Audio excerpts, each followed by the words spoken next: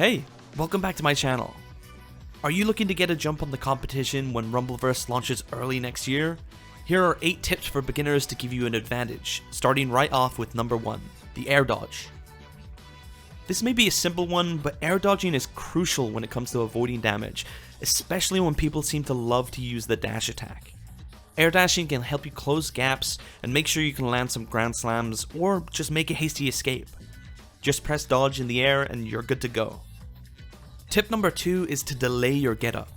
A lot of people will knock you down and time your getup right into a vicious attack, so delaying your getup will help you avoid being grabbed as soon as you're down. Delaying your getup will also recover stamina, and attacking instead of mashing recover will perform a getup attack. Making sure to mix up recovery options is a great way to avoid being comboed during fights. This is probably one of the more important tips I have for you today.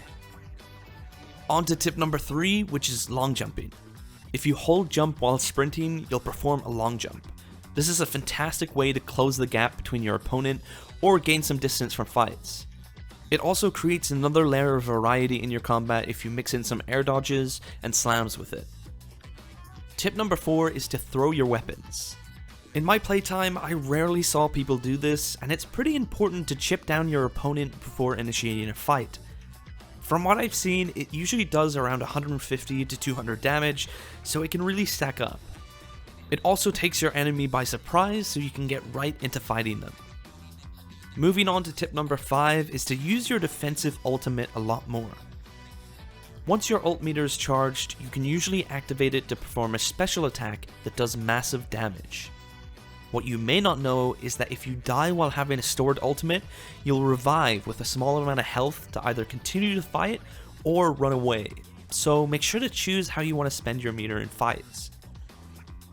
Tip number 6 is timing your moves. Timing is super important when it comes to Rumbleverse, so you really need to be careful how and when you use your special and vicious attacks. Missing these attacks can leave you open to your opponents, and if you take the time to think about your next move, it can really pay off. I saw a lot of people knock others down and instantly trigger a vicious attack before they're able to land it and get punished, so make sure to use timing and delayed getup to really get the most out of your fights. Tip number 7 is to grab on shield. If you're having trouble with enemies blocking everything you do, use your vicious grab to cancel their block and continue the fight. Again, this tip may seem simple, but I had a lot of people try to break my shield instead of grabbing me, so I thought I'd include it.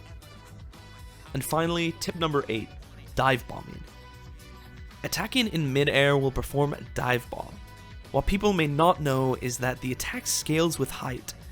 If you see someone below you, time your dive bomb to where you think they'll be, and you can cause some serious damage. A little heads up here is that depending on the distance, this will eat up a lot of your stamina, so it's very high risk, high reward. Do you have any other tips for Rumbleverse? Leave them in the comments below, and make sure to subscribe to keep up to date on any future Rumbleverse news. I'll see you all later.